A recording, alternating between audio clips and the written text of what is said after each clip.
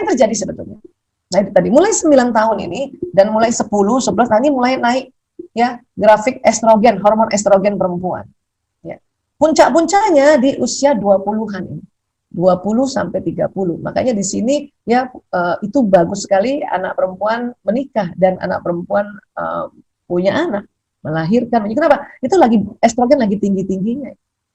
30 udah mulai turun, ya 30 udah mulai turun. Tapi itu tadi ya, kalau misalnya anak bukan anak pertama, ya lahir di 30-an ini sampai ya 35 nggak masalah. Tapi kalau di anak pertama ya saya juga anak saya kan 5, yang kelima saya ada di sini nih di usia 36 tahun. 40 sudah mulai turun, 50, nah sekarang saya juga sudah 52, makin turun. Ya, dan ada satu titik dia sama lagi rata lagi estrogen progesteron, itulah yang disebut menopause. Ya. Atau pasca menopause kalau udah lebih dari 60 tahun. Ya, 45 ke 55 itu pra-menopause. Ya. Nah, apa yang terjadi sih pada grafik estrogen dan progesteron? Sifat dari hormon estrogen ini dan progesteron di dalam untuk emosi atau untuk perasaan seorang perempuan, inilah yang bikin happy, bikin bahagia. Ya. Bayangkan anak kita nih waktu SD kan dia estrogennya rata nih. Ya, kalau waktu baru lahir dia tinggi, tapi waktu dia sudah mulai ya beberapa bulan itu dia rata gitu. Makanya anak perempuan waktu SD kan lucu aja, nggak centil, nggak genit. Tapi pas dia sudah menstruasi pertama, wow, estrogennya banjir, jadi perempuan banget. Sementara ibunya mungkin estrogennya udah mulai turun gitu, sementara anaknya lagi tinggi-tingginya. Ya. Jadi otak gadis remaja sedang mengatur ulang dan merapikan beberapa sirkuit saraf yang menentukan caranya berpikir, merasa, dan bertindak, serta terobsesi dengan penampilannya. Jadi bunda, anak-anak kita ini yang sudah mungkin sudah mens atau menjelang menstruasi, 1 tahun menjelang menstruasi, itu sudah mulai itu ya sirkuit otaknya diatur ulang, dirapikan, dan sudah mulai terobsesi pada penampilannya. Sudah mulai tambah ngatur bajunya, ya, walaupun dia misalnya pakai hijab, kemudian dia harus matching, ya, terus mulai memperhatikan kesehatan kulitnya. Ya. Kadar estrogen menekan tombol-tombol dalam otak para gadis untuk apa? Lebih banyak bicara, lebih banyak berinteraksi dengan teman sebaya, lebih sering memikirkan tentang pria. Mungkin bukan teman prianya, mungkin dia pikirkan ustadznya loh. Ya Allah, ustadz ini baik banget sama aku. Ya kayak gitu. Ya, Ustadz Ahmad baik banget sama aku, nanti dia cerita sama temannya, Ustadz Ahmad baik banget sama aku boleh diajarin ulang-ulang lah gitu. Lebih mencemaskan penampilan dan tentu lebih stres, lebih banyak tekanan sama dia ya. Salah lah ini rambutnya ya, kudungnya lah salah, ini warnanya salah. Dan lebih banyak menunjukkan emosi secara berlebihan. Kenapa? Karena dia terjadi ya sebuah estrogen, hormon estrogen dia mulai naik. Waktu masih SD rata ya. Dan dia mulai naik, makin naik. Dan pada saat dia sudah mulai menstruasi pertama, estrogen progesteron itu nggak datang setiap hari, dia kayak tsunami, ya, kayak gelombang tsunami. Ya. Nah ini, jadi kalau masa menstruasi ini kembali si hormon-hormon ini, baik luteinizing hormon, follicle stimulating hormon, estrogen progesteron yang ada pada perempuan rata, ya. Barulah nanti hari ke-9 ke-10 setelah mens hari pertama ini dia naik ya, dia saling bergantian. Estrogen dulu naik, baru nanti progesteron naik, kemudian nanti follicle stimulating hormonal naik, baru progesteron. Nah, pada masa-masa hormonal mulai naik ini ya, anak perempuan kita atau diri kita perempuan yang masih produktif ini ya, itu sangat gembira. Sangat gembira. Tapi mau 2 hari mau mens, 3 hari mau mens, kembali dia flat ini. Mulai di sini nih, 3 hari 4 hari aja udah mulai turun ini, ya. Bahkan si luteinizing hormon udah mulai rata, ini udah mulai nggak enak perasaan. Termasuk kita yang masih produktif ini. Jadi bunda ya, dan harus paham bahwa apa sih yang nggak enak ya? Aku udah istighfar, aku udah ya tegakkan ibadah, tapi apa ya perasaan nggak enak? Itu tadi hormonal di dalam tubuh kita, ya dia mulai menurun, dia mulai flat. Makanya mulai 2 atau 3 hari mau mens itu nggak enak perasaan. Sampai kapan? Itu tadi apalagi mens hari pertama nih makin rata sampai hari ke-3, ya ke-4, ke-5, 6, 7 udah mulai enakan, udah mulai naik nih. Hari ke-10 udah mulai enakan, ini kan di sini ya. 9 udah mulai naik dan terus, dan puncak-puncaknya misalnya kalau siklusnya 28 hari ya di hari ke-14. Ini enak banget ini. Enak perasaan kita ini, ya. Nah, sekarang ya, gelombang pasang estrogen dan progesteron mulai menyalakan banyak sirkuit dalam otak gadis remaja yang telah tersusun dalam janin. Jadi memang sudah Allah siapkan gitu. Tapi pada saat dia sudah mulai ada estrogen progesteron, itu mulai sirkuitnya nih, sirkuitnya di dalamnya ini ya dia punya kabel-kabelnya itu dia mulai tersusun lagi. Pada hari-hari tertentu rasa percaya dirinya kuat, namun pada hari-hari berikutnya rasa percaya dirinya ya seperti bergantung pada seutas tali yang rapuh. Itu anak perempuan kita, termasuk kita. Tapi kita karena sudah terbiasa jadi mulai mengerti tubuh kita. Tapi anak perempuan kita bayangkan dia mens pada saat 5 SD, bahkan ada yang 4 SD. Ada yang 6 SD ya, di saat itu harus juga dia ikuti ujian SD. Kayak apa itu perasaannya? Ya. Jadi filter untuk menerima nasihat atau umpan balik dari orang lain bergantung pada posisi dalam siklus haidnya. Jadi ayah bunda, terutama bunda karena tadi urusan balik itu bunda ya, ayah ini urusan akil ya. Kalau mau ngasih masukan atau bunda juga mau menegur dia atau kasih nasihat, please perhatikan siklus haidnya. Ya. Kenapa? Karena pada hari-hari tertentu nasihat atau umpan balik itu memperkuat rasa percaya dirinya, ya. Dan pada hari-hari lainnya nasihat atau umpan balik justru menghancurkan. Pada saat kapan ini yang menghancurkannya? Pada saat mau mens. Dan mens hari pertama sampai hari kelima itu, kalau bunda kasih nasihat, sementara hormon estrogen, progesteron, luteinizing hormon, dan sebagainya itu sedang flat, itu yang menghancurkan dirinya.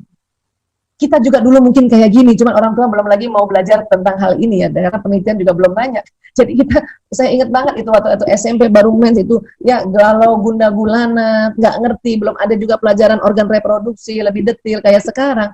Untung ada buku diary, catat semua. Saya punya tuh masih buku diary SMP, SMA. Kalau saya baca saya ketawa aja, ya. Baru saya paham, oh dia lagi mens nih, oh ini lagi masa subur nih, makanya dia senang ceritanya gitu.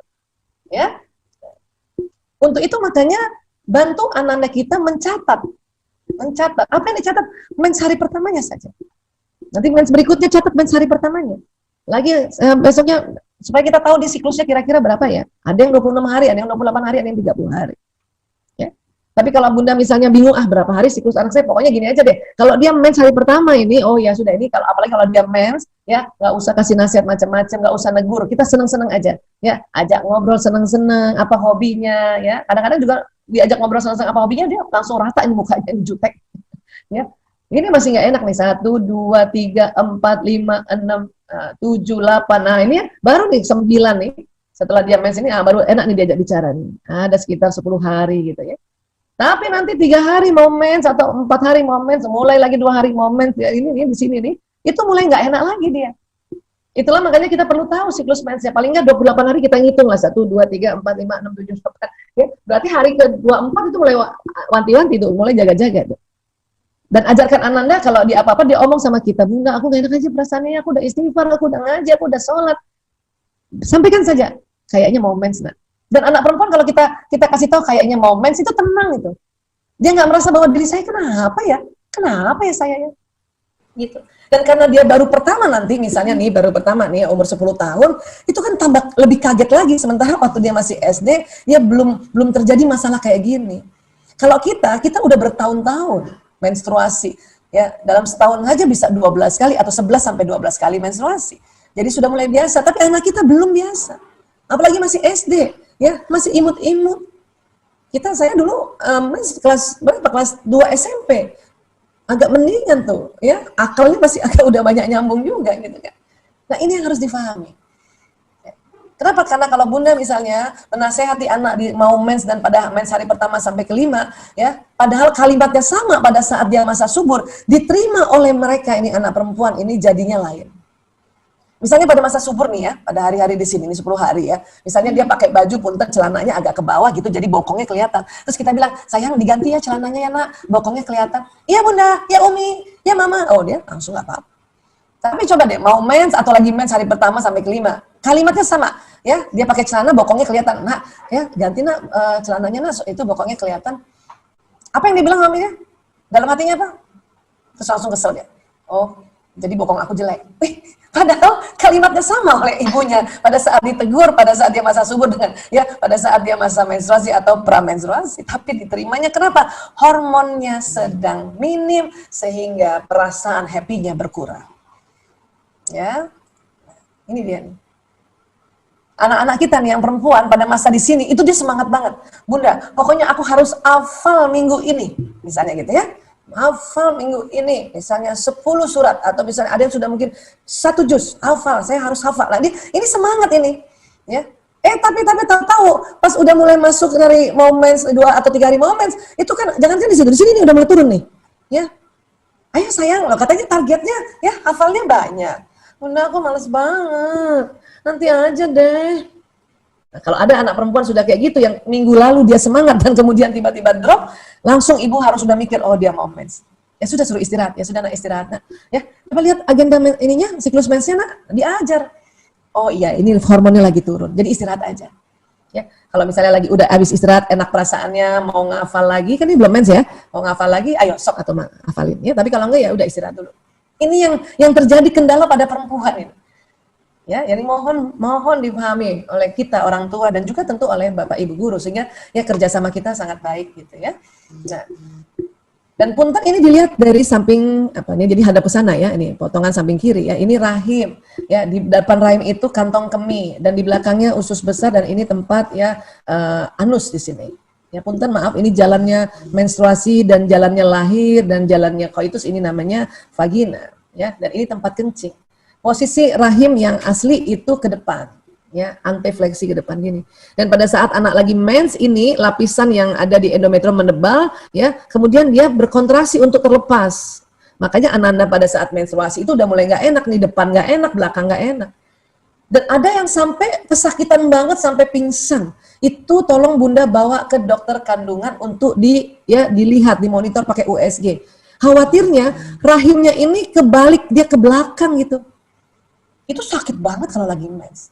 Dan tolong Bunda nggak usah menganggap, lebay, masa gitu aja nggak rasa, itu bikin sakit hati anak perempuan. Coba periksa, kalau memang dia posisinya ke sini, berarti ya ini juga rahimnya terlalu berkontraksi. Makanya mungkin dokter Ahsan kasih arahan, apa kompres dengan air panas kah, atau kasih ya balsam dan sebagainya. Tapi kalau kita lihat di USG ternyata dia ke belakang, itu setiap mens itu sakit banget. Dan nggak bisa nih, harus dioperasi ke sini, nggak bisa. Biasanya tunggu melahirkan dulu, tunggu hamil, pas hamil diisi dalamnya ada janin, dia ke sini. Makanya orang tua zaman dulu kalau kita sakit banget pas mens, apa dia bilang? Ya nanti kamu kalau habis melahirkan sudah nggak sakit. Tuh lama amat ya. Berarti hampir tiap bulan dia akan kesakitan. Bunda harus ngerti kalau ini yang dorsofleksi. Harus kasih tahu gurunya bahwa Bu maaf ya ini sakit banget ya. Ya sudah kasih waktu dia 1 hari 2 hari istirahat ya atau 3 hari. Oke, nah ini pada perempuan. Ya. Kemudian perempuan ini ya otaknya tersusun untuk bereaksi pada orang dan wajah. Artinya kalau anak perempuan bicara, Bunda, Ayah, Bapak Ibu guru tolong ya, terutama Bunda ya, lihat wajahnya. Perempuan itu umur berapapun sampai tua sekalipun kalau lagi ngomong dilihat wajahnya seneng banget. Pantang Bunda atau Ayah kalau lagi ngomong sama anak perempuan sambil lihat gadget kita. Itu yang bikin dia sakit hati dan dia akan bilang, Ayah ibuku tidak perhatikan aku. Ini pada perempuan. Dan perempuan kalau lagi ini curhat dia butuh bicara. Kenapa? Karena otak perempuan tidak menyimpan masalah seperti otak laki-laki. Masalah bagi perempuan terus berputar-putar dalam kepalanya. Satu-satunya cara perempuan melepaskan masalah dari kepalanya adalah membicarakan masalah tersebut untuk mengungkapkannya. Ini mulai dari anak perempuan kecil sampai kita juga Bunda, sampai juga nanti ya kalau kita sudah lansia. Jadi kalau kita ada masalah itu kayak muter-muter di kepala. Kalau udah diomongin baru dia bisa masuk di dalam memori otak kita. Itulah makanya ya saat seorang perempuan berbicara di akhir harinya tujuannya adalah untuk melepaskan ganjalan pikiran dan perasaannya, bukan mencari kesimpulan ataupun penyelesaian. Jadi Bunda kalau kalau anak perempuan yang ngomong dengerin aja, dia untuk ngelepasin. Kalau dia nggak minta solusi nggak usah kasih solusi. Ayah juga begitu, para suami kalau istrinya ya sore-sore atau malam ngomong ya cerita hari ini gini-gini, dengerin aja. Ya, kenapa dia ingin melepaskan ganjalan pikiran dan perasaannya sehingga masalahnya bisa terekam nanti atau masuk di memori otaknya. Ya, ini harus paham nih, karena berantemnya gara-gara ini sebetulnya. Anak perempuan lagi curhat, ibunya langsung kasih nasihat atau ayahnya kasih nasihat. Itulah yang bikin dia kesel. Sama ibu-ibu nih curhat sama suaminya, dikasih nasihat itu kesel dia. Ya. Kenapa begitu? Ya, karena perempuan bila curhat hanya ingin disimak. Namun kalau kita curhatnya pada laki-laki sama suami ke anak-anak perempuan ke bapaknya, laki-laki itu bila mendengar curhat selalu menawarkan solusi. Kenapa? Karena otak laki-laki otak solusi. Ini kalau enggak nih berantem terus antara ayah, bukan gitu Abi, bukan gitu Ayah. Padahal dia cuma mau cerita doang, kata ayahnya begini caranya, salah kamu, apalagi disalahin. Bukan gitu, aku cuma mau ngomong doang. Itu kalau anak sekarang sudah bisa ngomong, kayak gitu. Tapi anak dulu mana bisa kayak gitu kan? Iya. Para istri juga kalau lagi curhat sama suami bilang, Abi, Umi cuma cerita doang, ya udah. Supaya laki-laki nggak mesti cariin solusi. Karena kadang-kadang laki-laki malas dengerin istrinya ngomong atau perempuan ngomong panjang lebar karena malas carikan solusi. Padahal sebetulnya kalau laki-laki tahu pada saat perempuan lagi curhat, dia cuma mau disimak. Nggak usah carikan solusi. Ini yang nanti bikin mesra. Mawaddah warahmanya itu ya tercurah.